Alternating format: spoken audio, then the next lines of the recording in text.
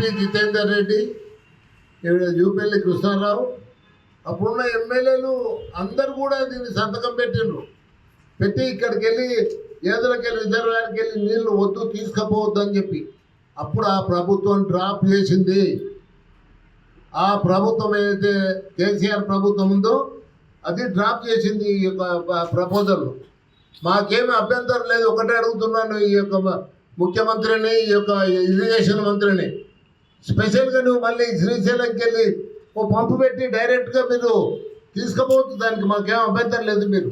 కానీ మీకు ఆడ మీకు ఎస్ఎల్బిసి టనల్ కంప్లీట్ అయిపోతే ఆ నీళ్లు ఫ్రీగా వచ్చే నీళ్ళతోటి కాకుండా ఆడ 130 కోట్లు అవుతుందని దీంట్లో 159 జీవోలో క్లియర్గా చెప్తున్నారు. 130 కోట్ల రూపాయలతోటి మునుగోడుకు దేవరకొండకు నీళ్ళు చేస్తామని చెప్తున్నారు.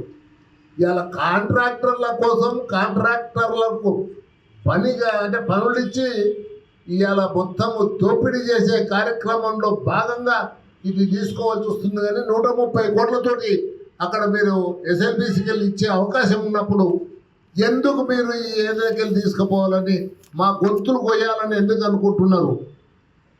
మా అమాయక రైతుల గొంతులు కోస్తామంటే వాళ్ళని నాశనం చేస్తే వాళ్ళ భవిష్యత్తు అంటే మాత్రం సహించేది లేదు.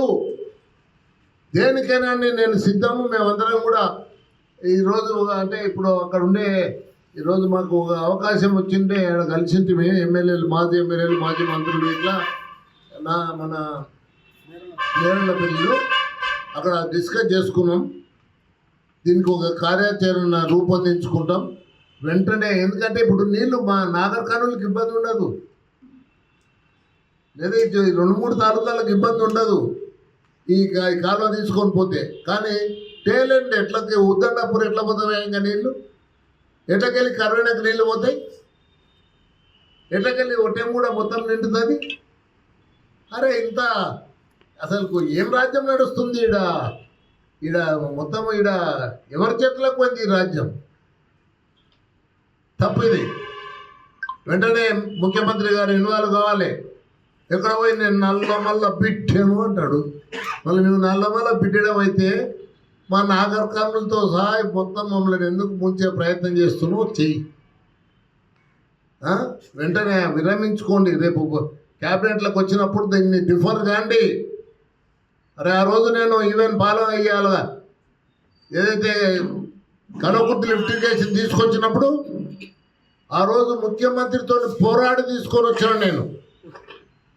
ఆ రోజు ఆయనను బతిమిలాడు బామాలాడే కాకుండా పోరాడడం కూడా జరిగింది. మీరు 802 లెవెల్కి వెళ్ళి నీళ్ళు ఇవ్వాల్సిందని పట్టుబడి తీసుకొని వచ్చిన.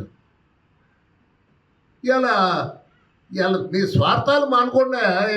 ఇవాళ మీ పని ఎందుకు చేయరా ఎమ్మెల్యేలు కానీ ఇది కానీ ప్రజల సమస్యల పరిష్కారానికి మీరు చూడండి. కానీ ఎక్కడ పోయి ఇవాళ వీళ్ళకంతా రోజు మళ్ళీ ఏం చేస్తున్నారో ఏం కథలో నాకు తెలియదు.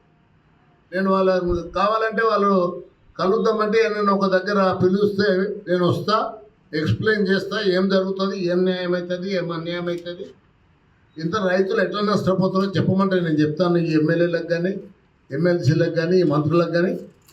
కృష్ణారావు ఉన్నంత వరకు మీరు అప్పుడు చూసింది కదా, కలువకుర్తిలో కక్కుర్తి పడి కాలువ వెడల్పు తగ్గించి కాలువ మొత్తం అంటే 5 మోటార్లు కాదు కదా 3 మోటార్లు కూడా నలవని పరిస్థితి వచ్చి సొరంగం 9 మీటర్లు ఉమ్మేది ఉంటే 7 మీటర్లు చేసి ఆయన ప్రజలు కూడా ఓట్లేసి గెలిపిస్తారు. 2007 సంవత్సరంలో జూలై 7th 7/7/2007కు ఆనాడున్న ప్రభుత్వం రాజశేఖర రెడ్డి ముఖ్యమంత్రిగా ఉన్నాడు.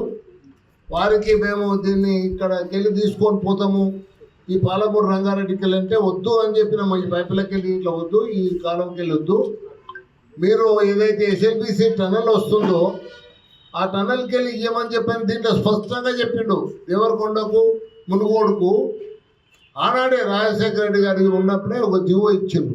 ఇవాళ నేను వీళ్ళని అడుగుతూ ఉన్నాను. ఇప్పుడు ఇలా ఉత్తమ్ కుమార్ రెడ్డి గారు ఆలోచించుకోవాలి. ఇప్పుడు నల్గొండకు ఎన్నో రకాలుగా అన్ని విధాలుగా ఇలా ఆ రోజు మనము ఏఎంఆర్పి చేసినాము.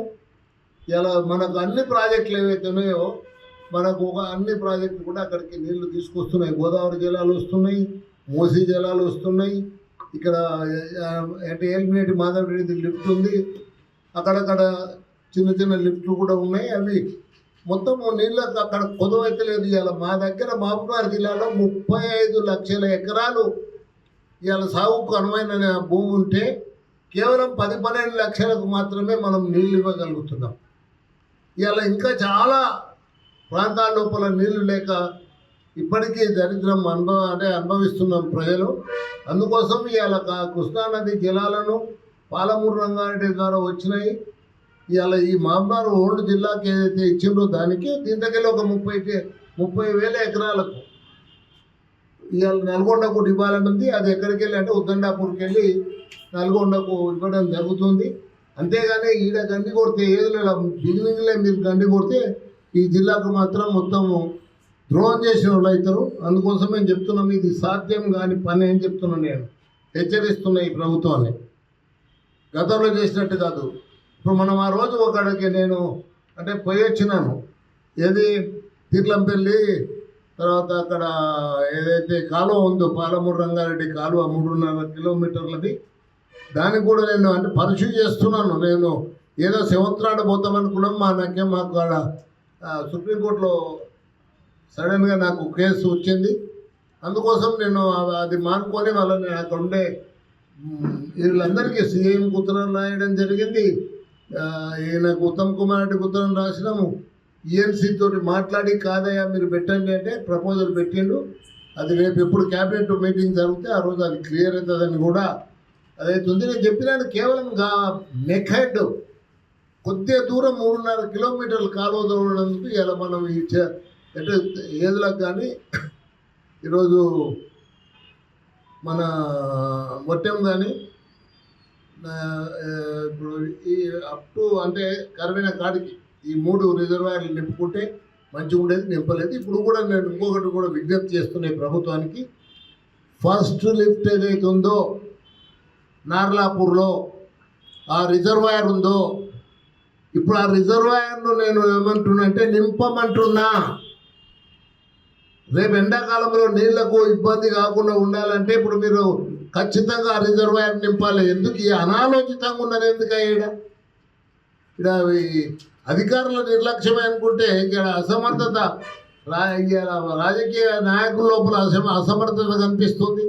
ఆలోచన విధానం కూడా లేనట్టుంది ఈ యొక్క ఎమ్మెల్యేలకు, ఎంపీలకు, ఈ యొక్క ఎమ్మెల్సీలకు కానీ వీళ్ళకు.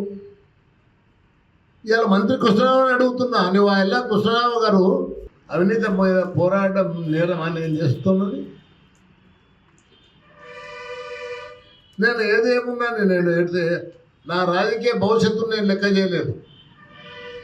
ఇలా గాలి జనార్దన్ రెడ్డి అప్పుడు కూడా ఒంటరినైనా పోరాడినా నా పోరాటం ఎప్పుడు కూడా నేను ఒక లక్ష్యం తీసుకున్నా అంటే లక్ష్యం ఛేదించడానికే నా పోరాటం ఉంటుంది, ఇంకోటి లేదు.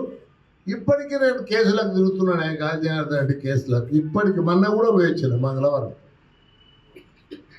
అంటే ఇవి తప్పవి. విజయవాడ పోయినా వాళ్ళ కేసు కోర్టుకు, ఇంతకుముందు ఏమో రాయదుర్గం పోతుంటుంది. అందుకోసం ఇవాళ నేను అంటే ప్రెస్ కూడా విజ్ఞప్తి చేస్తున్నా, మన జిల్లాను కాపాడుకుందాం. దయచేసి ప్రజలకు అర్థమయ్యే తీరుగా నేను, ఎందుకంటే దీంట్లో రాసినాను కాబట్టి. గతంలో కూడా ఎప్పుడు కదా 2015లో కూడా నేను లెటర్ రాసిన వాళ్ళకు.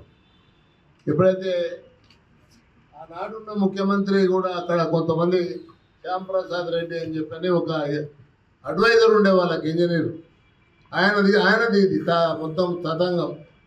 ఇప్పుడేమో ఈయన వచ్చి ఉత్తమ్ కుమార్ రెడ్డి దగ్గరకు పోయి మళ్ళీ కూర్చున్నట్టున్నాడు. మళ్ళీ ఉత్తమ్ కుమార్ రెడ్డి తతంగం. ఎందుకు ఉత్తమ్ కుమార్ రెడ్డి? నువ్వు కొద్దిగా విజ్ఞతతో ఆలోచించు. ఎందుకంటే అక్కడ మీకు రేపు ఎస్ఎల్బిసి వచ్చి నీళ్ళు వచ్చినాక మీరు అంత 10-12 కిలోమీటర్లే కదా, కొట్టండి. ఏదో మీరు డ్రిల్లింగ్ మిషనే నడవాలనే అవసరం లేదు.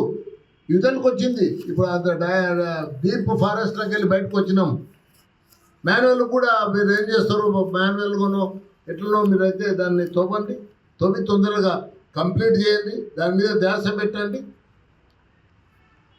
అందుకోసం ఇది మాత్రం చాలా తీవ్రమైన నష్టం తెలంగాణ లోపల మన మహబూబ్నగర్ జిల్లాకు జరుగుతుంది. ఇప్పటికే దశాబ్దాల పాటు మనం అంటే మొత్తం ఇక్కడ మొత్తం ఏది డ్రౌట్స్, సివియర్ డ్రౌట్స్ తోటి, వర్షాభావంతో చాలా నష్టపోయినాం. ఇప్పుడు మళ్ళీ ఈ నీరుని మనం పోగొట్టుకుంటే మాత్రం మళ్ళీ అదే పని కాదు.